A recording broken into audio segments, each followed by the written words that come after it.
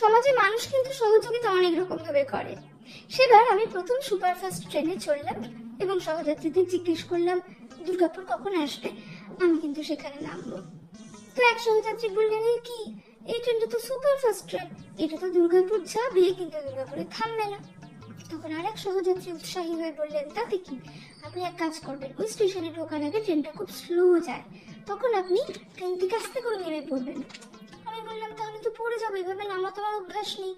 আরেক সহযাত্রী বললেন, আরে মশাই চিন্তা করবেন না, আপনি এক কাজ করবেন, নেমেই সামনের দিকে একটু ছুট মারবেন, তাহলে কিন্তু আর পড়ার ভয় থাকবে না। তো আমি তো একটু ঘাবড়েই গেলাম। তো যাই হোক, দুর্গাপুরে নাকি ট্রেন প্রায় খুব ধীর গতিতে চলে।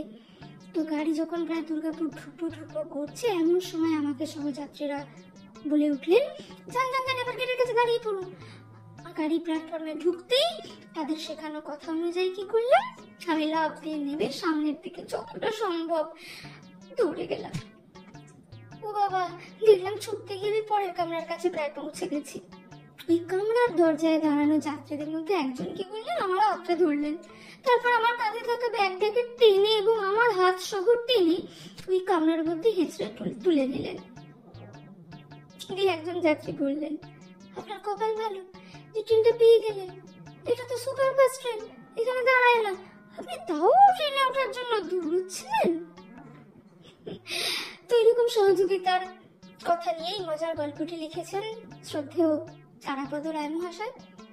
তার লেখা এরকম হাস্য কৌতুক এবং রসে ভরা গল্প খুবই জনপ্রিয়। তো সেই গল্পটি আমি চেষ্টা করলাম আপনাদেরকে পাঠ করার এবং কৃতজ্ঞতা জানালাম শ্রদ্ধেয় সাহিত্যিক তারাপদ রায় মহাশয়কে।